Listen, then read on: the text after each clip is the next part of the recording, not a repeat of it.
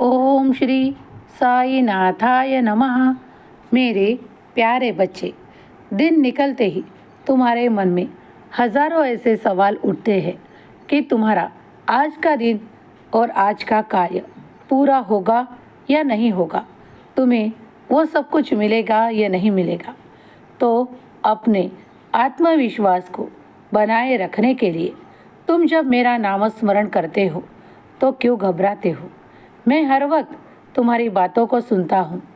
तुम्हारे मन में कई ऐसे सवाल होते हैं जिनका जवाब तुम्हें तुरंत होना होता है, लेकिन वो नहीं मिल पाता, क्योंकि हर एक ऐसी कार्य के पीछे हर एक कारण होता है। अगर तुम्हें लगता है कि पिछला समय तुमने बहुत कठिनता से गुजारा है, उस वक्त मुझे किसी की सहायता प्राप्त नहीं है, तो मैं आज भी किसी को भी मदद या सहायता नहीं दे पाऊंगा और ना ही मेरी ऐसी इच्छा है कि मैं उसे सहायता दे पाऊँ। लेकिन समय परिवर्तित हो रहा है। तुम देख रहे हो कि तुम्हारा पिछले समय से भी अच्छा समय शुरू हो चुका है। तुम्हारे लिए बदलाव आ रहे हैं। उन बदलाव को स्वीकार करो। बहुत कुछ बदल रहा है, समय भी बदल रहा है और तुम्हारे रिश्ते भी बदल रहे हैं। उनके साथ घुल मिलकर रहा करो। तुम चाहते हो कि कई बार तुम्हारी ही बातें सुनी जाए, तो हर वक्त तुम्हारे मन लायक होना थोड़ा कठिन होता है, क्योंकि घर वालों की भी तुम्हें कभी कभी सुननी पड़ती है। कभी किसी की राय तुम सुनते हो तो कभी किसी की राय को अनदेखा करते हो।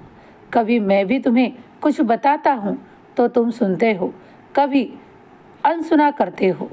आज फिर से मैं तुम्हें कुछ महत्वपूर्ण बताने आया हूँ, जिसे सुनते ही तुम आनंदित हो जाओगे, क्योंकि तुम्हारा आने वाला समय बहुत खूबसूरत आ रहा है, जिसमें तुम्हें और तरक्की और आशीर्वाद और कुछ चमत्कार भी प्राप्त होंगे, क्योंकि तुम्हारे कर्मों को देखकर ईश्वर ने तुम्हारे लिए उन मार्गों का चुनाव किया है जिन पर तुम्हें चलकर आगे बढ़ना है। कौन तुम्हारे लिए अच्छा सोचता है, कौन तुम्हारे तरक्की पर जलता है, ये सब कुछ बाबा को पता है। लेकिन तुम जानकर क्या करोगे?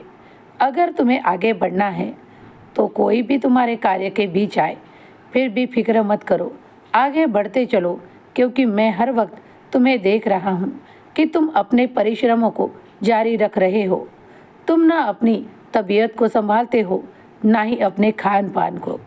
मैंने चरित्र में तुमसे क्या कहा है कि वक्त पर खाना खाने से अंदर का जो यज्ञ है वो पूरा होता है और उससे भी आशीर्वाद प्राप्त होता है।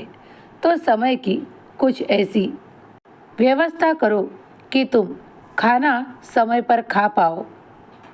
बाकी तो तुम्हारे लिए सब कुछ शुभ ही शुभ है। तुम्हारा मंगल होगा, तुम्हारा कल्याण होगा। 11 वचनों को प्रतिदिन पढ़ा करो। खुश रहो।